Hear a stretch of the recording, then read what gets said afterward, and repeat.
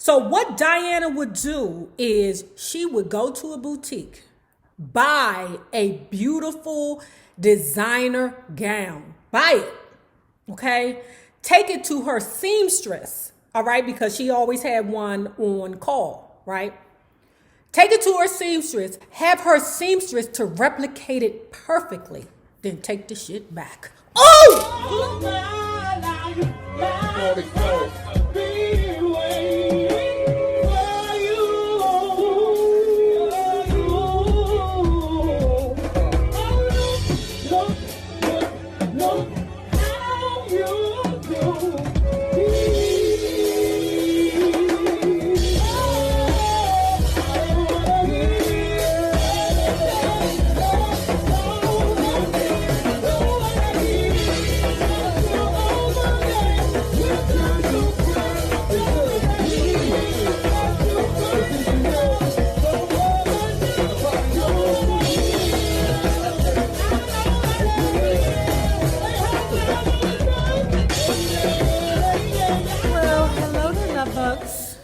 Hello there, Bellas. If you have not already done so, please remember to like, share to Facebook, subscribe, and visit uptopbeauty.com. Today's lookies will be our Layana bangles and, as usual, our animal print turban. As you know, all of our turbans come with a free gift. And if you are not already a part of this book club, please hit the Patreon link below and or the join button here on the YouTube. And you babies, yes, you can be privy to all the shenanigans before the YouTube gets it, if the YouTube gets it. Now, let's continue talking about Call Her Miss Ross, the unauthorized biography of Diana Ross by our dude J.R.T. Gordy also did not agree with the ambition of some of the artists like Jackson 5 to write and produce their own music, thereby seizing more control of their careers, both financially and artistically. A common complaint, though, had to do with Barry's single-minded attentiveness to Diana Ross. When Motown moved from Detroit to Hollywood, many artists felt that they and their careers were being neglected, that Barry only cared about pleasing Diana and fulfilling his aspirations for her to be a movie star. Child, that's the consensus about every book so far that we've read in regards to Motown, except for the Rickety James book, because, you know, Rickety James ain't got time to talk about nobody else's bullshit but his own. Fans and much of the record buying public remained loyal to the artist after they defected. They followed with great curiosity the new lives of former Motown greats, sometimes with excitement and often with disappointment and sadness for those like Martha Reeves, whose careers faltered after leaving Motown. They also still believed in and supported Berry Gordy and Motown, and in retrospect, it seems that Diana had much to do with this devotion. Towards the end of 1980, Michael Masser produced what most critics still consider to be Diana's most passionate ballad performance, It's My Turn, the title theme to the motion picture starring Jill Clayburgh, Michael Douglas, and Charles Gardner. It's My Turn seemed to reflect Diana's own life at the time, an evocation statement of self-affirmation delivered in a truly compelling style. Following right behind Upside Down and I'm Coming Out, It's My Turn was a natural for the top 10 and rounded out 1980 as a stellar year for Diana as a recording star. She had been under contract to Motown since January 1961. For almost 20 years, she was obligated to defer to someone else's judgment. And when she refused, a battle ensued. It had apparently finally occurred to her that Berry Gordy was not as she and her label mates had been led to believe all of these years. The boss, Diana's recording contract with Motown, was not a work-for-hire pact, but rather an artist agreement whereby a record label produces, manufactures, distributes, and promotes the results of an artist's talents. In November 1980, after It's My Turn was released, Diana's contract with Motown expired. For the first time, she did not rush to renew. Barry felt she was bluffing. She already had more freedom than he felt she needed and described. And some of her solo decisions, like starring in The Wiz, had proved to be bad career moves. Y'all, listen. Yesterday, when I looked at The Wiz, because, I guess because we're talking about it and because The Wiz means so much to me, I looked at The Wiz again yesterday, okay? All 2.5 hours of it, okay? And when I tell you, I looked at it with new eyes. Things like, Diana Ross was like, no, I'm not going to share a room with Lena Horne. And I told you she was lunching for that, okay? One of y'all said, they're both A-listers. Why they can't have separate dressing rooms? They spent like $100 billion on it. I don't understand why they couldn't have separate dressing rooms. But me being Diana Ross and knowing how legendary Lena Horne is, I wouldn't have mind being in the same dressing room with Lena Horne, and her sprinkling that pixie dust on me. When I was looking at the part where Michael Jackson was in the scene with the crows, I was like, Jimmy Walker, that nigga wouldn't have been able to do none of that. Who was going to sing You Can't Win? Jimmy Walker? Everybody on there could at least carry a friggin' tune, okay? Nipsey Russell, I don't know if he was a trained singer. I don't know, because he's a comedian. But he did a great job. I wonder why they allowed Nipsey Russell as a comedian to do it, but not JJ. You know why? Because I told y'all he was old bitch-ass nigga, okay? I told you. And Ted Ross and... Real talk, y'all, I really thought that they just, picked. Okay, we want Michael Jackson. He like the hottest thing right now. But to know that Michael Jackson had to actually audition for the role.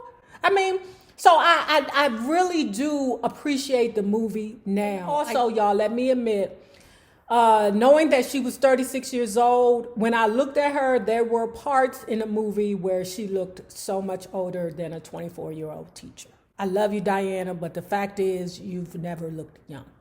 Okay, let's continue. He didn't mind her moving to New York. He tolerated her romance with Ryan O'Neal and Gene Simmons, and he accepted the fact that she was purposefully excluding him from creative involvement in her albums because, as she told friends, he felt all of this was a phase. She'll come around, he said. I don't know why he had to tolerate her messing with Gene Simmons and Ryan O'Neal. Don't you got a bitch? Bertie Gordy, don't you got a bitch over there? Ain't she pregnant? Or didn't she already have Wang Fu? Sometimes I just be like, what in the world is Bertie Gordy talking about? But you know what they say about them Sagittarian men. Once they own your child, they own you forever. Just as the Supreme sales had been exaggerated by Motown, so had Diana's. Ain't No Mountain High Enough, Touch Me in the Morning, Love Hangover, and Upside Down were the only 4 million sellers of her solo career up to this point. If there's a cure for this, I don't want it. I don't want it. If there's a remedy, I run from it. From it, think about it all the time. Hey, never get it out of my mind, 'cause I love you. Motown contended in publicity releases that she had at least a dozen. Okay, so she got songs like the Mahogany theme that only sold, not only, because this is still a big deal. This is a really big deal now, okay, but close to 900,000 copies. And then The Boss, it barely made 250,000 copies. According to close associates, the breaking point came when Diana thought Gordy was lying to her about the sales of It's My Turn. Diana said that Barry kept telling her that she wasn't selling records, said John Wyman, a friend of who discussed the problem with her in Las Vegas. She believed she was selling records. She confided that by 1980 she was practically bankrupt. I think she may have been exaggerating, but she was definitely having financial problems. Nigga, what? To tell me my Diana Ross is having money problems? Let me tell you how Diana Ross was carrying things, okay? I must applaud Diana for this, okay? And it opens my eyes as to why she was so pissed at Cher for hiring that drag queen that had on a replica Bob Mackie dress, you know, because Diana was like, why would you get that drag queen who could replicate my dress so good? You know how much money I paid for that dress? So at this time, what Diana would do is go into the store and examine something beautiful, you know, like for instance, in this example, a pair of pants, okay? The pair of pants was like $180, right? Diana being frugal at this point, because like the book said, she was nearly bankrupt and she's a baby mammy, okay? Or a baby mama, okay? She ain't married to nobody right now, okay? But she would go into the store, an exclusive boutique.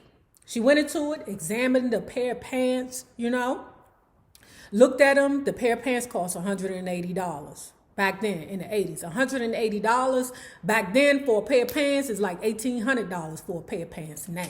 She looked at them.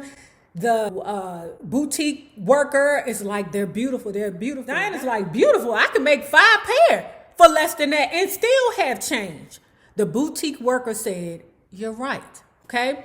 At this time, what Diana would do, oh, you vicious Diana, that's why I like you, okay? You Aries women, y'all really and truly ain't about the bullshit. Y'all love luxury. Y'all love it. But y'all ain't like over the top like how a Libra can be, okay? We won't eat for 3 months for a goddamn Chanel, you hear me? But that's not how you Aries work. You Aries have, you know, more of a sensible mind when it comes down to, you know, frills, right?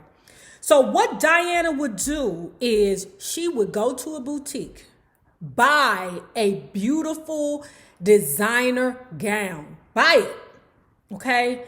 Take it to her seamstress, all right? Because she always had one on call, right?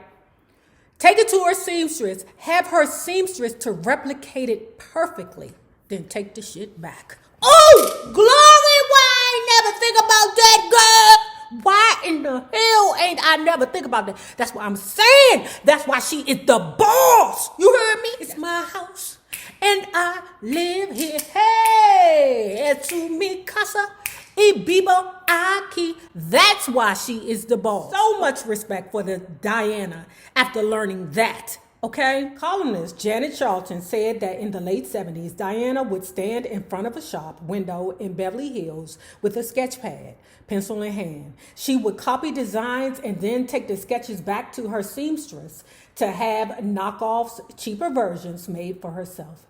She had a woman who did nothing but copy designer clothes for her.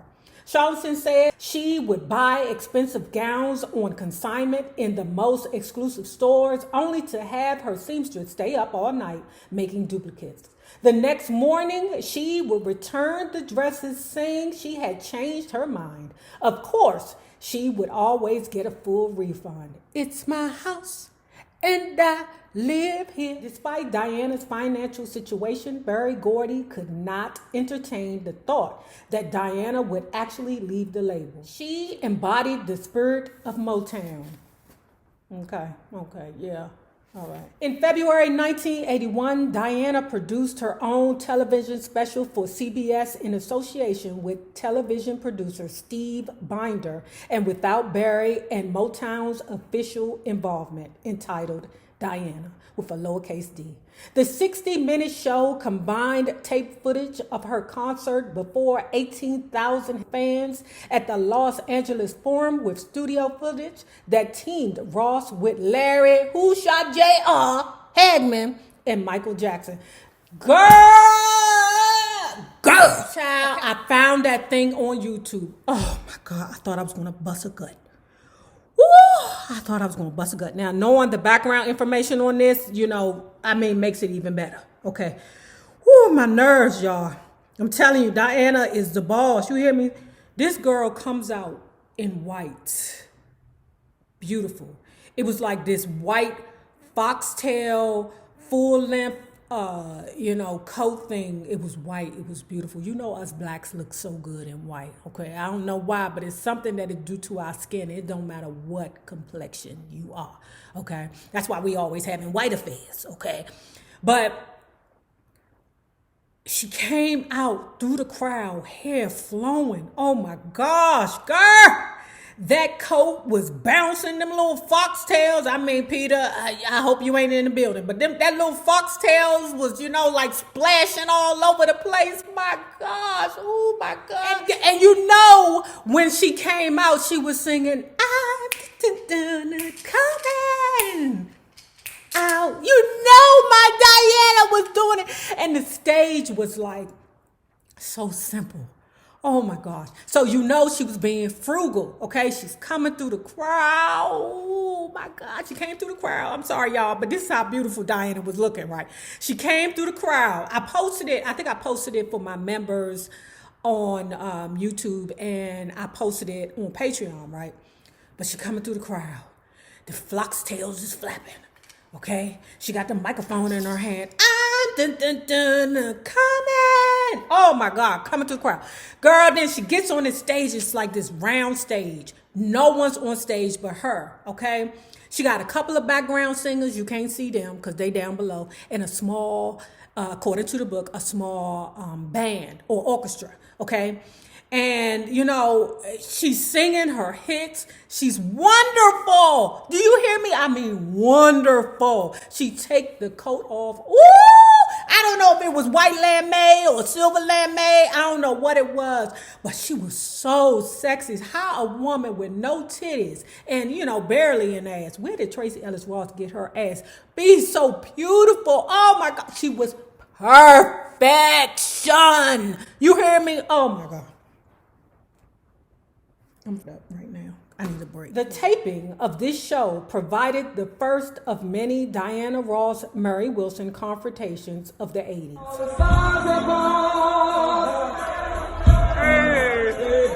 Hollywood,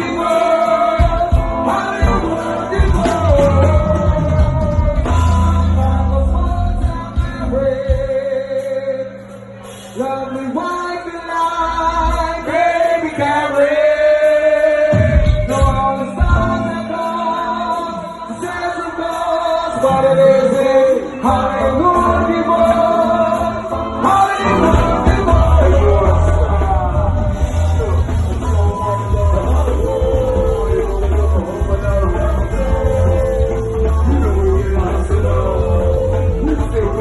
If you have not already done so, please remember to like, share to Facebook, subscribe, visit Up Top Beauty for these Layana wood bangles.